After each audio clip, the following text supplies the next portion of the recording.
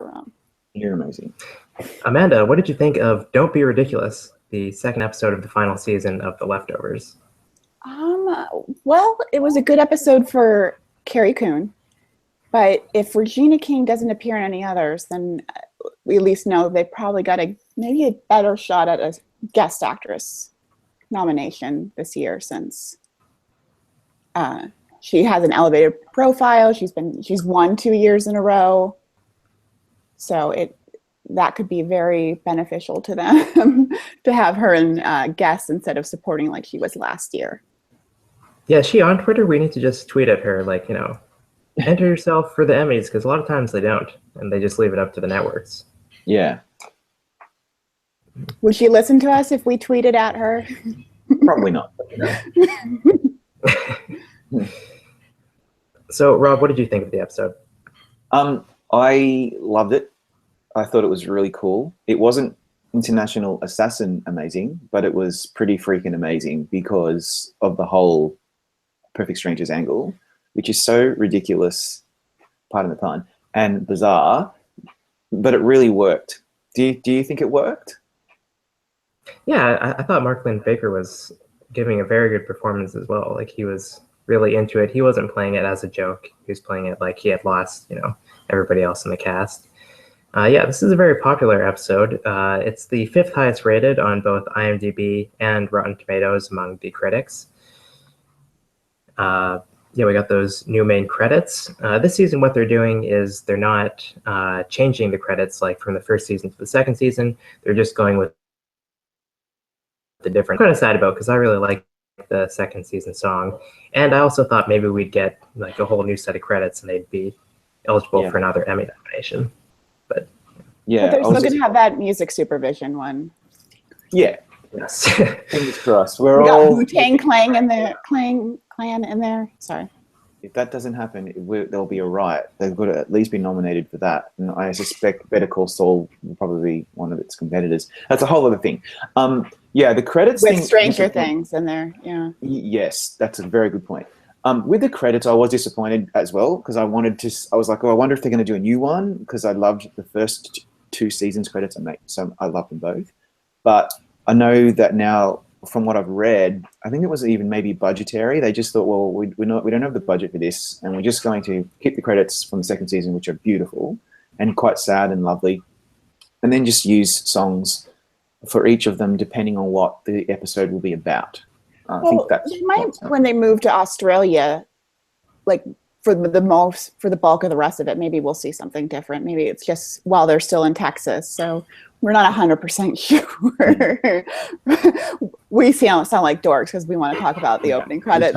We're just Emmy dorks. But don't you guys think it was just so jarring to have that theme song play? Because I knew it immediately, and it took me a couple of seconds to realize it was Perfect Strangers. And I thought, oh my God, why on earth is this on? And then obviously, you know why later. Mm-hmm. Just how jarring was that? It's one of those times where I really wish the show was more on the Emmys radar, because someone like that actor from Perfect Strangers would be such a deserving nomination, because he plays this so hauntingly. Mm. And it's just one of those things that it's just going to be so hard for someone who's really not as on the radar as Regina King is to kind of sneak in there. Yeah, he's probably not even going to be submitted. Last year, their only guest who was submitted was Adina Porter, who's on American Horror Story now, because she submitted herself. Right. Yeah, if he wants to submit himself and he's watching this, I would say go for it, because it was a really good scene between him and Carrie Coon, and yeah, is her profile elevated between this and Fargo. I could definitely see her sneaking in. Yeah, this week on Fargo, we have an entirely Carrie Coon-centric episode, away from Ewan McGregor and the rest of them. So. It's wonderful that she's getting so much work. I think a lot of that is attributable to her work on The Leftovers, I think. Yeah, all right. So we found out in this episode what happened to it. It was kind of like The Missing Girls last season, where once they revealed the answer of Christine, then it's kind of like, oh, of course that's what happened to her. That's the most logical explanation. How did you guys feel about that revelation? About Lily? Yes, the missing baby. Yeah, Yeah. I'm glad they addressed it. I'm glad it's over. Like, there's not some like huge mystery around it. Yeah. It's very clean and very simple as to why that happened, and Yeah. it's just heartbreaking to see her. And I just really hated their son all of a sudden. Matt's son, all of a sudden, I'm like, Kevin's son. I'm like, you are a horrible person. I didn't leave the baby for you. I'm like, yeah, but she still fell in love with it. She still took care of it. You need to show a little sympathy towards this poor woman who's both of her kids have disappeared. And Rob, you're a parent. You say makes something. me wonder. Come on. Yeah. It's true though. Like it was pretty heartbreaking, but just in terms of the way the show handled it, I thought, yeah. In fact, I was a little bit surprised and slightly disappointed because, I was expecting maybe there was something in it, and it wasn't. It was just like, no, this is what happened to Lily, and let's move on. We have much more important things to talk about and deal with. And I think that's probably the reason why it felt a little bit glossed over. Maybe it's just like they knew they didn't need a baby in the middle of what they had planned for those two characters, and it's like, okay, we don't want to kill a kid off because that's freaky. That's horrible. Weird. Yeah. But what if we just put her back with the mom? We need to get to Australia, so we can't have babies bringing babies to Australia. That's not going to work. Maybe, that's a possibility. That flight alone would. Oh my god. Oh, I've done it many times. It's horrifying. It takes a day to get here. I'm sorry.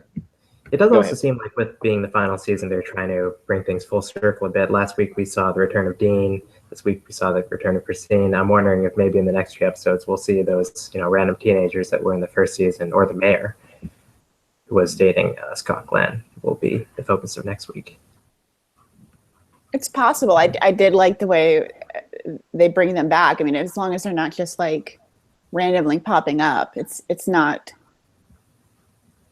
badly done when they're showing up. So, but oh my god, that ending! Oh my, that's crazy. I know. Really good ending. You've got 4 Australian cow girls, I don't know, riding around on horses, drowning people. And we get to we're introduced to Lindsay Duncan's character, Tony Award-winning Lindsay Duncan, Australian legend. We know she's been submitted as a supporting actress, which surprised me, but because she's not one of the regular casts that we're used to, but we will find out that she does have quite a prominent role, given that it is going to move to Australia. And she is incredible, so good. And we just got a little taste, so that's pretty cool. Yeah, I wonder a bit about that list that we've gotten from HBO about the submissions, because Chris did say that it wasn't finalized. It was kind of to lead us astray a bit. Like, I don't think they're going to be submitting Liv Tyler in supporting. Yeah, she was on the list for her one scene. Very short scene. Although she may return, no. Okay, yeah. Yeah, and I mean, obviously, if like Anna Dowd, for example, is going to come back and do an episode because, you've got him trying to kill himself again, she could pop up. Obviously, they don't want to release a spoiler like that. No. That makes sense. If she's going to show up in episode 7, for example, that would make sense why they wouldn't want her in there. But man, she could definitely sneak in too. Because I have full hope with this cast as far as Elevation is concerned this year. With The Handmaid's Tale, if Anna Dowd shows up once, maybe she could show up in a guest category, or Regina King. I really hope so. Maybe they can check off Carrie Coon a couple times. Come on, people. Something like Carrie Coon she's got a pretty good shot given Fargo, but Ann Dowd is so good in The Handmaid's Tale. And she's been around for a while now. She needs to win an award for something. It would be like that Margot Martindale career the first time. It would be an amazing, just either guest or supporting. Yeah, we don't need to talk about The Handmaid's Tale right now. No, it's a whole other thing. We're geeks when it comes to that kind of stuff. But. Yeah, we'll see. You mentioned Kevin suffocating, though. Like in the last episode when he was putting the bag on his head, then I thought, okay, that's kind of strange, but what I took away from that was that he couldn't die, and that, even though he is suffocating himself, it's okay, I guess until doesn't work out. But in this episode, it's revealed that he's actually taking the bag off each time, and he never actually goes the distance to meet, Right. and out in the International Assassin Hotel and that kind of thing. So I found that actually more concerning. Yeah, what's he doing? Why is he doing it? I just love how casual Nora seemed about it. It's like, yep.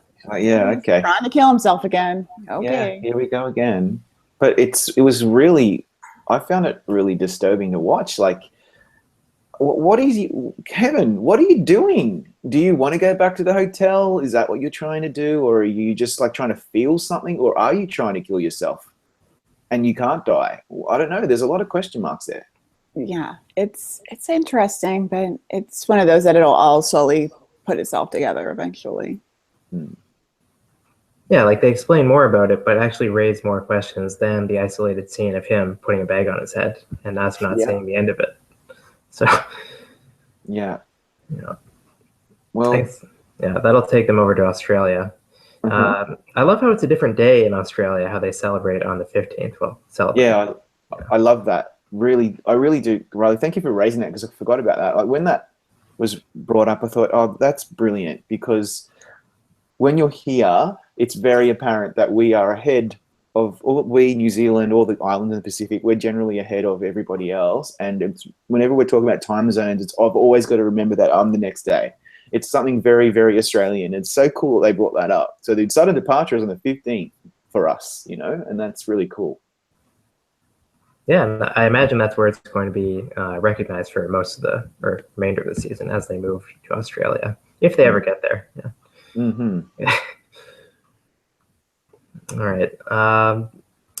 Did you guys enjoy the trampoline scene? I found that it was kind of trying too hard a bit. It's a bit much. Yeah, it didn't really do anything for me necessarily. I didn't love it or hate it. It was what, I tell you what, I was still coming down from the high of having Carrie Coon and Regina King at that kitchen scene.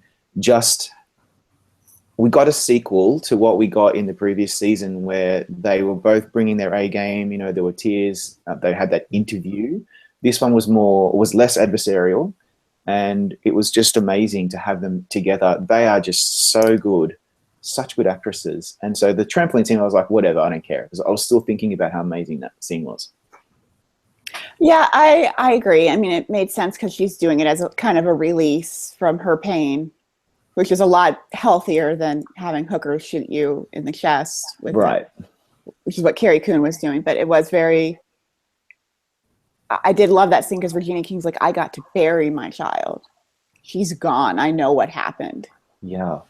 There is, you really do understand that she got to grieve and be able to somewhat move on from the death of a child, whereas Carrie Coon's character, her kids just vanished and she doesn't know what happened. Yeah. It hadn't occurred to me that this is actually the first scene that Regina King and Carrie Coon have shared since that last time, that season 2, episode 6. Because I remember last year that Regina King wasn't in the show after that scene until the finale, when she was, on the bridge with Evie, and then Carrie Coon in the finale, and then now it's a new season. So yeah, everything is. But that scene as well, what it does is it gives us more insight. If we want to just like put ourselves in this world that The Leftovers is portraying, it gives us insight in the differences between people who have departed and people who have died. It's like we're getting we're starting to understand how difficult it has been for these people to be living with this issue over the last 7 years, with people who have just vanished into thin air when people have died. Like I'm not even making any sense because I've been up for hours, but it's kind of trying to give us a sense of how they're grieving for these people who have vanished and how difficult it is. And there's no show that does this like The Leftovers, that talks about grief and loss like The Leftovers does. And so I really reacted to that. I loved it. I thought it really opened my eyes to what these people are feeling. I think that's what I'm trying to say. It's a recurring theme in the show. Like last season, we had that Liv Tyler episode, which was it was about how she wasn't allowed to grieve because her mother died the day before.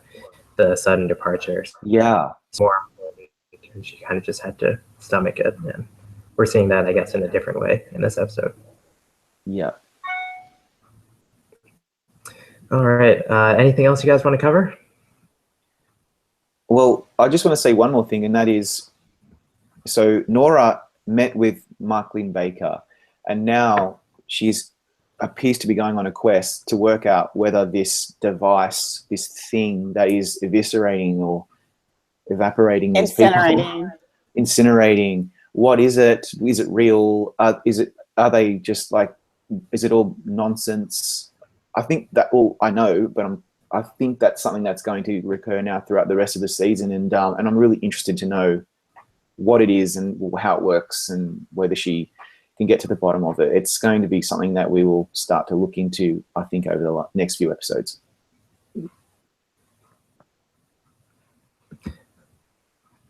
Yep.